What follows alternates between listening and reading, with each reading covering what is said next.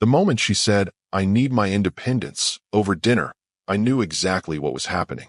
3 of her friends had recently divorced their husbands, and suddenly my wife of 8 years was using phrases like finding herself and exploring life on her own terms. I set down my fork, locked eyes with her, and remained silent until she became visibly uncomfortable. Independence? That's an interesting choice of word, I finally said, my voice calm and measured. Tell me exactly what you mean by that. She stammered through an explanation about needing space and time to reassess her priorities. I listened without interrupting, noting how she carefully avoided mentioning our joint finances, the mortgage I primarily paid for, or the luxury car I had gifted her last year. "So you want to be independent," I repeated, letting the word hang in the air between us. "I respect clarity. If that's your decision, I won't beg you to stay." The surprise on her face was evident. She had expected tears, pleading, perhaps even anger. Instead, I reached for my phone and opened my banking app. "Since you're declaring independence, I think we should be clear about what that entails," I continued, showing her our joint accounts. "These will be separated starting tomorrow. The house is primarily in my name, so you'll need to find your own place. Your car is paid off and yours to keep." She paled visibly. "I didn't mean independent like that," she backpedaled. "I just meant emotional space." I smiled thinly. Independence isn't a buffet where you pick only the parts you like. It's a package deal. Over the next hour, I calmly laid out exactly how our separation would work financially. I would provide only what was legally required during our separation period. Any extra expenses she had become accustomed to, the spa memberships, the premium subscriptions, the weekly shopping sprees, would now come from her teacher's salary. She tried several tactics: tears, accusations, then attempts to negotiate. I remained unmoved. "Your friends sold you a fantasy version of independence," I explained, pouring myself another glass of wine. "They all divorced men who were financially desperate to keep them. I'm not those men." By the time she went to bed, the reality was sinking in. I spent the night in the guest room, making calls to my attorney and financial advisor. While she slept, I adjusted automatic payments and made notes of all shared assets. In the morning, I handed her a printed document outlining the separation terms. "I've taken the liberty of finding 3 affordable apartment options that would work with your salary," I told her. "I've also calculated what your monthly expenses will likely be on your own." She stared at the numbers, her face a mix of disbelief and dawning realization. "This can't be right," she whispered. "Those are the market rates," I replied. "Independence comes at market price, not subsidized by me." As I left for work, I turned back to her. "You have 2 weeks to find your new place. I'll help with the moving costs as a final courtesy. After that, you'll experience exactly what independence means." I closed the door behind me, knowing that her journey to finding herself was about to collide head-on with financial reality. The declaration of independence was easy. Living independently was the part her friends had glossed over. 3 weeks passed since she moved into her new apartment. I maintained zero contact, focusing on myself instead. My mornings now included a 5 a.m. workout, followed by productive workdays without the constant text interruptions I'd grown accustomed to. My evenings were mine again: networking events, dinner with clients, or simply relaxing without walking on eggshells. The first text arrived precisely when I expected, the day after the first of the month, when bills typically hit accounts. "Can we talk?" No context, no pleasantries. I left it unread for 8 hours before responding with a simple, "About what specifically?" The reply came instantly: "Just to catch up. Maybe coffee." "No thank you. I'm quite busy," I responded and silenced notifications. 2 days later, my phone rang with her name on the screen. Against my better instinct, I answered. "The car insurance bill came," she said, skipping hello. "It's triple what I was paying before." "That's because before, you were on my multi-car policy with my perfect driving record and loyalty discounts," I explained matter-of-factly. "Now you're on your own policy, with your 2 speeding tickets from last year. That's the actual market rate." Silence on the line, then, "But I can't afford this on my salary." "That's an unfortunate reality of independence," I replied. "When we were together, you benefited from economies of scale and my financial planning. Those benefits naturally end with independence." "You're being cruel," she accused. "No, I'm being factual. There's a difference." The next day, my former mother-in-law called, something she'd never done before. She's struggling. She began without preamble. The rent, the utilities, insurance, it's all so much more than she expected. Did she expect independence to be subsidized? I asked calmly. She didn't realize. That's precisely the problem, I interrupted. She made a life-altering decision without doing basic math first. A week later, I received an email from her containing a spreadsheet of her monthly expenses with a significant deficit highlighted in red. No message in the body, just the file attachment. I replied, "Thank you for sharing. I recommend cutting the premium streaming services, canceling the spa membership, and switching to a more economical phone plan. Your income should cover necessities if properly budgeted." The response was immediate. "That's not the kind of help I was looking for." "I'm aware," I typed. "You were looking for financial support while maintaining the appearance of independence. That arrangement doesn't interest me." When our mutual friends tried to intervene, I remained consistently composed. She wanted independence, and I respected her decision. I told them, independence means making your own way. If she's struggling with the cost of her decision, that's valuable information for her future choices. One evening, she appeared at my door unannounced, mascara streaked down her cheeks. "The credit card was declined at the grocery store," she admitted. It was humiliating. I leaned against the doorframe, not inviting her in. "Your credit card, you mean? The one you maxed out on clothes and dinners with your friends." "Our credit card," she corrected. "Not anymore. I removed myself as an authorized user the day you moved out. Check the paperwork I gave you." Her expression hardened. "So you're just going to watch me drown in bills?" "No," I said evenly. "I'm going to watch you learn what real independence costs." That knowledge seems overdue. As I closed the door, I heard her call out, "This isn't what I meant by independence." "I know," I said quietly to myself. That's exactly the problem. 1 month into her independence journey, the financial reality hit with full force. I was enjoying dinner at an upscale restaurant with colleagues when my phone lit up repeatedly. 6 missed calls in 15 minutes. I excused myself and stepped outside. "There's a problem with the electricity," she said when I called back, her voice tense. "They're threatening to disconnect it tomorrow if I don't pay the outstanding balance." "And why are you calling me about this?"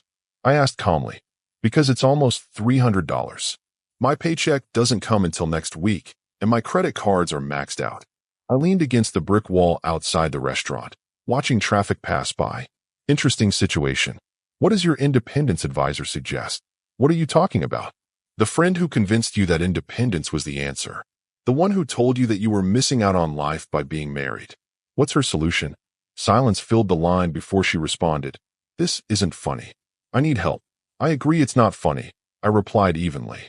"It's a predictable consequence. As for help, what specifically are you asking for? Can you lend me the money?" "Just until payday." Her voice softened, the tone she typically used when trying to persuade me. "I could," I acknowledged. "But I won't." "Are you serious? You'd let me sit in the dark because of your ego?" I chuckled softly. My ego isn't the one that declared independence without understanding the cost. Actions have consequences. This is yours to manage. So what am I supposed to do? Frustration sharpened her words.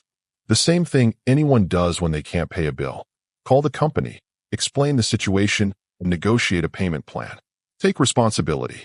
The line went quiet for so long I thought she'd hung up. "Is this punishment?" she finally asked. "No, this is education," I replied. "Independence means handling your problems without me as a safety net."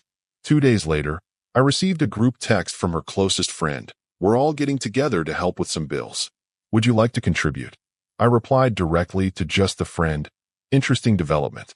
Wasn't it your advice that led to this situation? You painted independence as liberating, not financially crippling. Perhaps you should cover the full amount as compensation for your poor counsel." No response came, but I later learned through mutual acquaintances that this same friend had refused to lend any significant amount, claiming she was too invested in the stock market right now. A week later, I was reviewing documents at my home office when the doorbell rang. She stood there, holding a small box. "I'm selling my jewelry," she stated flatly, "including the anniversary necklace. I thought you might want to buy it back before I take it to a pawn shop." I looked at the box, then back at her. "That was a gift. What you do with it is your business. It's worth over $5,000. And you'll get perhaps 1/5 of that at a pawn shop. I noted. Another expensive lesson in the economics of independence. Her face flushed with anger. You know what? Keep your money. I'd rather struggle than deal with your condescension. As she turned to leave, I called after her. One question. In all your financial difficulty, have you reached out to your parents? She froze. No. You know they warned me not to do this. Precisely. The people who actually cared about your best interests advised against this path. Yet you chose to follow advice from those with no investment in your well-being. She left without another word, the jewelry box still clutched in her hand. Later that evening, I received a simple text. The electricity is still on. Handled it myself. I responded with only. That's what independence looks like. 6 weeks into her independence experiment, I discovered the extent of her financial desperation through an unexpected source. A colleague showed me a social media marketplace listing while at lunch. Isn't this your wife's luxury handbag collection? He asked, sliding his phone across the table. There they were, the designer bags I'd gifted over the years, each listed at roughly half their retail value with descriptions like barely used and perfect condition. Each one represented a birthday, anniversary, or holiday, times when I'd wanted to see her smile. Ex-wife. I corrected, scrolling through the listings. And yes, those are from our time together. I returned his phone without further comment, but that evening, I examined the sales listings myself. Not just handbags, but designer shoes, the Tiffany jewelry I'd given last Christmas, even the high-end kitchen appliances she'd insisted we needed but rarely used. All being liquidated at desperate prices. The doorbell rang the following Saturday morning. Her sister stood on my porch, arms crossed, expression tight. We need to talk about what you're doing to her. She began immediately. I leaned against the doorframe, making no move to invite her in. And what exactly am I doing? You're financially abusing her. She's selling her possessions just to pay rent while you live here comfortably. Interesting perspective, I replied evenly. Though factually incorrect. She's selling possessions I purchased to maintain a lifestyle she chose, after explicitly rejecting our marriage. She didn't reject you. She just wanted some space. I pulled out my phone, opened my messages, and read aloud. I need complete independence to discover who I am without you. Her exact words, followed by, I don't want your input in my decisions anymore. And my personal favorite, I need to stand on my own 2 feet. Her sister shifted uncomfortably. She was emotional. She didn't mean. Adults should say what they mean, I interrupted. I took her at her word and respected her decision. The financial consequences are simply the reality of independence. But you could help her. You have the means. I could. But then it wouldn't be independence, would it? It would be dependence with a different name. Our conversation was interrupted by a call on her sister's phone. She stepped away to answer, spoke briefly in hushed tones, then returned looking even more agitated. She just got evicted from her apartment. The check bounced. I raised an eyebrow. After only 6 weeks? Impressive. This isn't a joke. Where is she supposed to go? The same place anyone goes when they've made poor financial decisions. To those willing to help them. Family, friends, perhaps those who encouraged this path in the first place. Her sister's voice rose. So you're refusing to help your own wife? Ex-wife? I corrected again. And I'm refusing to rescue an adult from the consequences of her choices. This is cold, even for you. No, I countered. What's cold is encouraging someone to abandon their marriage for a fantasy of independence, then expecting the abandoned spouse to finance that fantasy. That's beyond cold. It's delusional. Before leaving, her sister tried one final approach. She still loves you. She's just confused. I smiled without warmth. Love doesn't announce its departure, then come crawling back when the bills arrive. That's not love. It's financial convenience. Later that day, I received a group message from her mother. Family meeting about the situation. Your presence is requested. My response was brief. I respect that you're gathering to support her. However, I'm not family anymore, by her choice, and her financial situation is not my situation to solve. That evening, mutual friends reported that her family had pooled resources to cover her immediate expenses, but not before she'd had to sit through a lengthy lecture from her father about fiscal responsibility, the same lecture she'd dismissed from me months earlier. 2 months into her independence experiment, I arrived home to find her sitting on my front steps. The designer clothes and perfect makeup were gone, replaced by jeans, a simple sweater, and a face that had clearly seen better days. "We need to talk," she said, standing as I approached. "About." I kept my tone neutral, keys still in hand. "About us.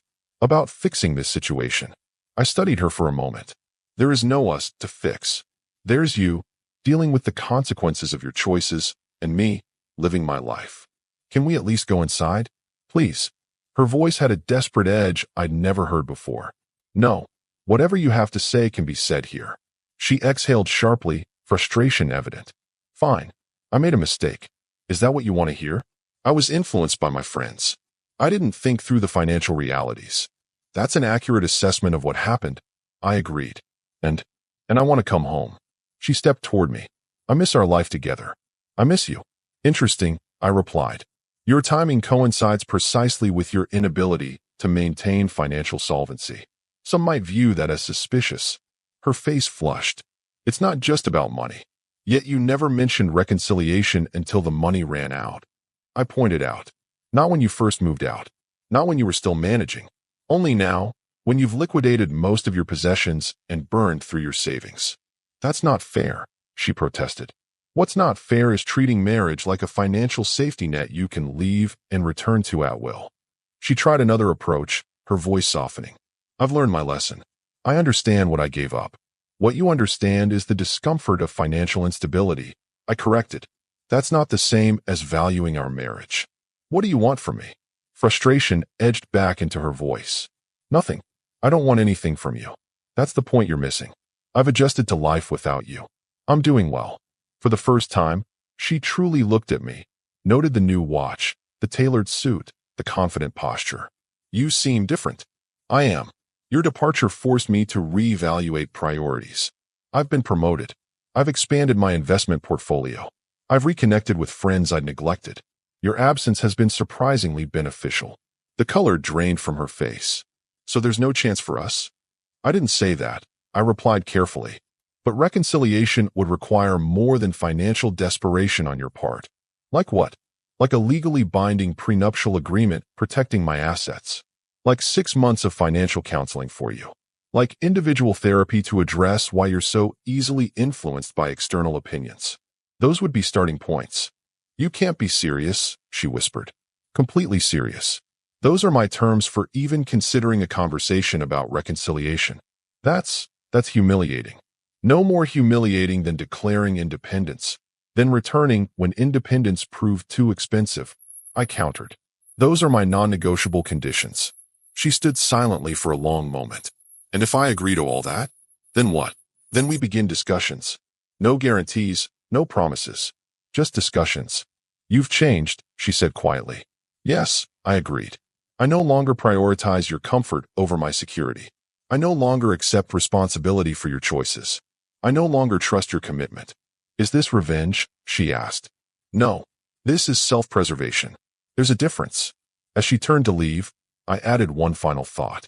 True independence would mean solving your problems without returning to the situation you explicitly rejected. What you're seeking now isn't independence. It's a bailout. She stopped, back still turned. "What if I really do love you? Then you'll respect my terms. And you'll understand why they're necessary." I watched her walk away, knowing the next move was entirely hers. For the first time since our separation began, I felt completely in control of the situation, not because I wanted to manipulate her, but because I finally valued myself enough to establish boundaries that protected what I'd built.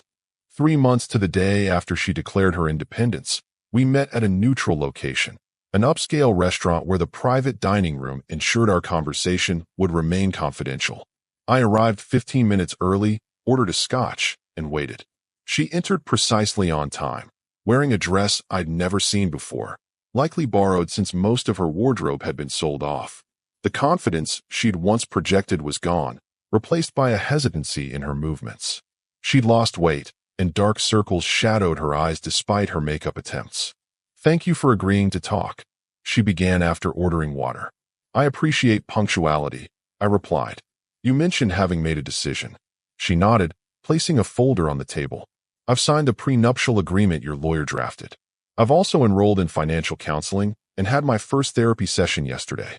I opened the folder, scanning the documents. Everything appeared in order. This is a start, I acknowledged, closing it again. So where do we go from here? A note of hope entered her voice. That depends on what you've learned from this experience. She took a deep breath. I've learned that independence isn't what my friends painted it to be. I've learned that I made a catastrophic decision without proper consideration. Those are observations about circumstances, I noted. What have you learned about yourself? Her eyes widened slightly, unprepared for the question. After a moment, she spoke more carefully. I've learned that I'm easily influenced by people who don't have my best interests at heart. I've learned that I took financial security for granted. I've learned that you're willing to return to a marriage you rejected when the alternative proved too difficult. I finished for her. Her face flushed. That's not fair. It's exactly fair. It's precisely what happened. I leaned forward. You didn't come back because you suddenly recognized my value. You came back because independence was expensive. That's not the only reason, she protested. But it is the primary reason, I countered. And that's the problem. Your friends convinced you that you were missing out on life. The moment that fantasy collided with reality, you wanted to return to the stability you'd discarded. People make mistakes. They deserve second chances. Some mistakes reveal fundamental character, I replied. Your actions showed that you view our relationship as disposable when convenient and essential when difficult. That's not a foundation for respect. The waiter arrived with our meals. We ate in tense silence until she finally spoke again. I still love you, she said quietly. Perhaps you do, I acknowledged. But love without loyalty, without commitment through difficulty, without true partnership, that's just sentiment. It's not enough. So all of this, the prenup, the counseling, the therapy, it was for nothing? Her voice cracked. Not for nothing. Those steps demonstrate you're serious about change, but they don't erase the fundamental breach of trust. What would? There was desperation in her question. I set down my fork. Nothing. That's what I realized during these months apart. The person who could walk away once will always have that capacity. I deserve better than wondering when the next declaration of independence might come. So you invited me here just to reject me? Tears welled in her eyes. I invited you here to close this chapter properly. I corrected. When you left, you controlled the narrative. Today, I'm taking that control back. I signaled for the check. I've purchased a condo for you. Not extravagant, but comfortable and within your budget. The deed is in your name. Consider it a parting acknowledgement of the 8 years we shared. Her shock was evident. Why would you do that after everything you just said? Because unlike you, when I make a commitment, I honor it, even when it's inconvenient. We promised to care for each other. I'm fulfilling that promise one final time. As we stood to leave, she attempted one last appeal. Your conditions, your prenup, I'll agree to anything. Please don't end this. I looked at her directly, my voice firm but not unkind. This ended the day you chose independence over our marriage. Today is simply the acknowledgement of that reality. Outside, I opened her car door. Independence got expensive, I said quietly, but it taught us both what we truly value. For that lesson, if nothing else, I'm grateful. I watched her drive away, feeling neither victory nor regret, only the certainty that comes with making a decision that honors your self-worth. Her declaration of independence had ultimately freed us both. Our story has come to an end. If you've made it this far, how about subscribing to our channel? It helps us immensely. I've selected 2 other videos for you that I'm sure you'll enjoy. Feel free to click on them. I'll be waiting for you in the next story. See you soon.